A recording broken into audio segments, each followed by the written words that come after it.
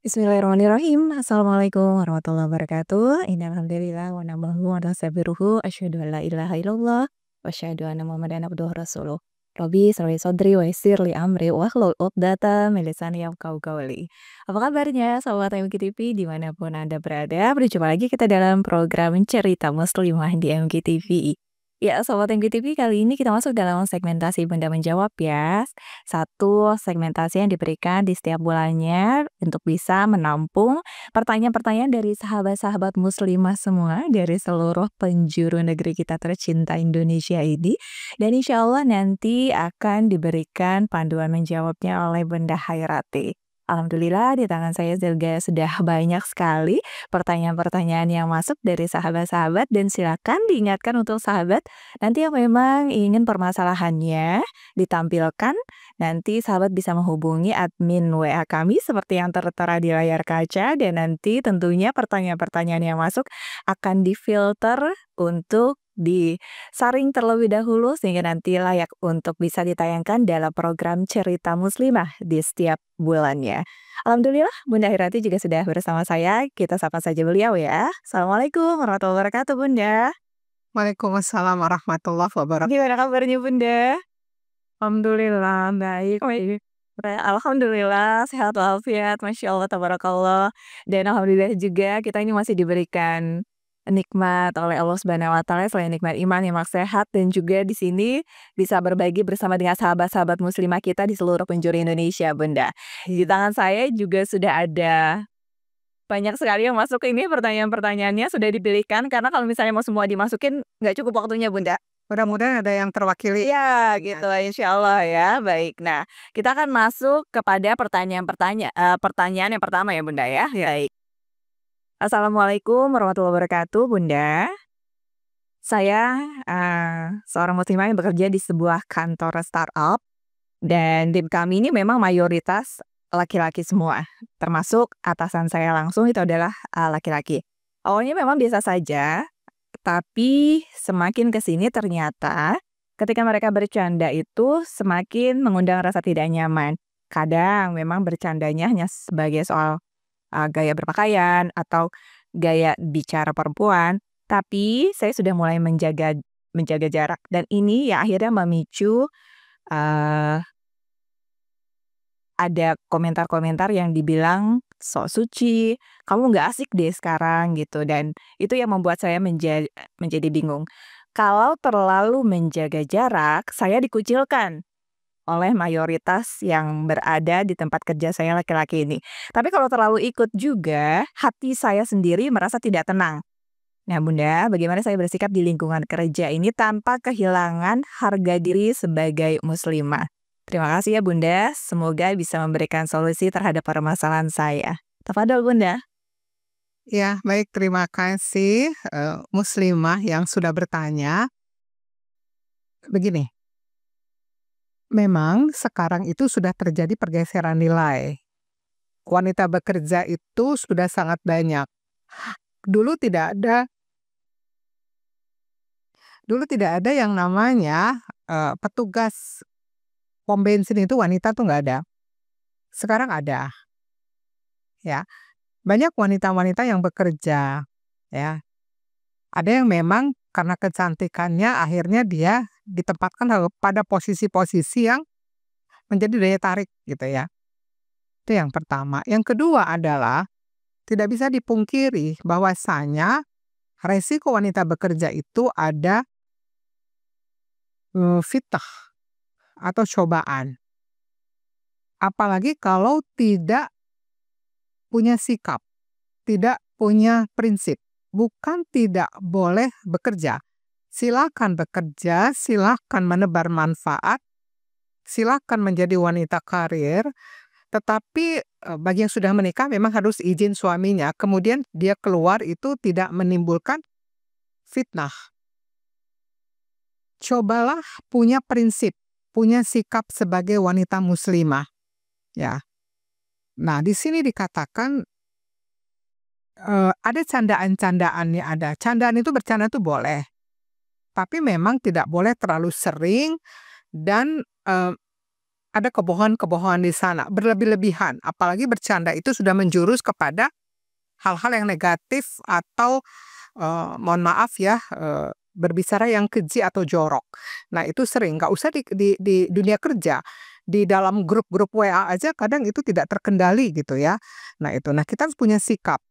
Nah, eee, jangan sampai kita bekerja itu berangkat pagi, pulang sore atau malam, bukannya kita menabung pahala, bukannya kita, menebar manfaat yang itu diterima Allah sebagai amal soleh, tapi justru menambah dosa. Harus jelas ini tujuan mau apa. Di sini dikatakan saya bingung harus bagaimana. Orang yang bingung karena dia tidak jelas mau kemana hidup ini. Kalau kita sudah jelas hidup kita adalah pulang menghadap Allah selamat, maka hidup kita harus memilih nih, memilih yang mana.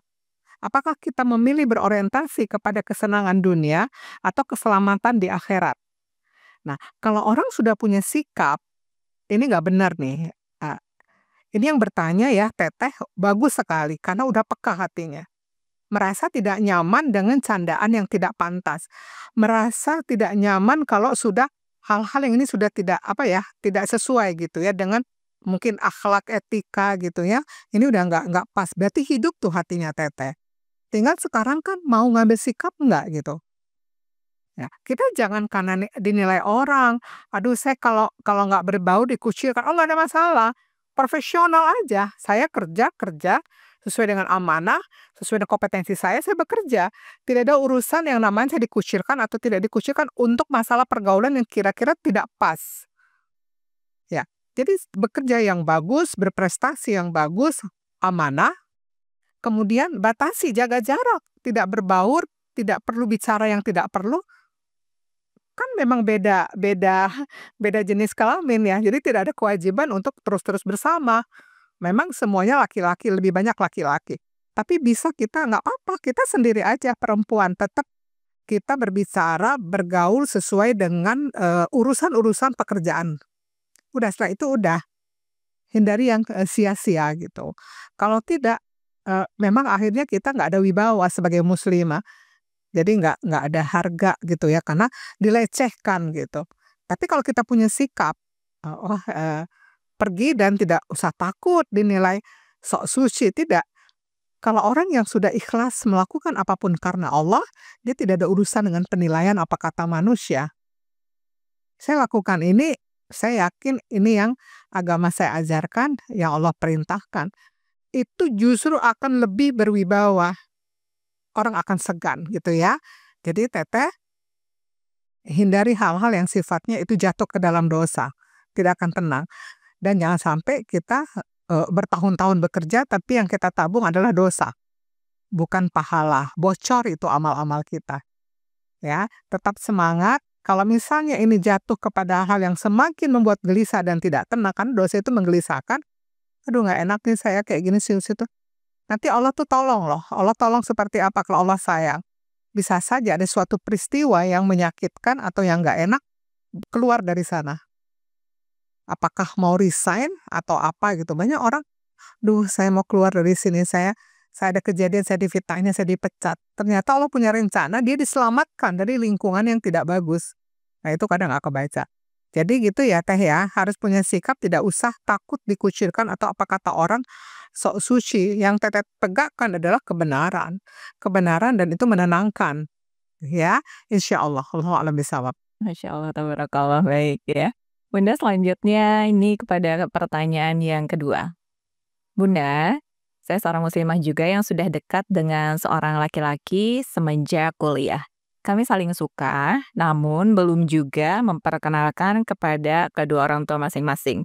Kegiatan kami biasanya itu memang sering chatting, saling memberi semangat, jalan bareng, tapi kadang juga suka ada keplesetnya nih, kayak misalnya kalau naik motor tuh pasti, pegang pinggang gitu ya, atau peluk pinggang gitu ya, atau kadang, berpegangan tangan, seperti itu Bunda. Nah, saya memang paham ini salah, tapi saya juga merasa takut untuk kehilangan.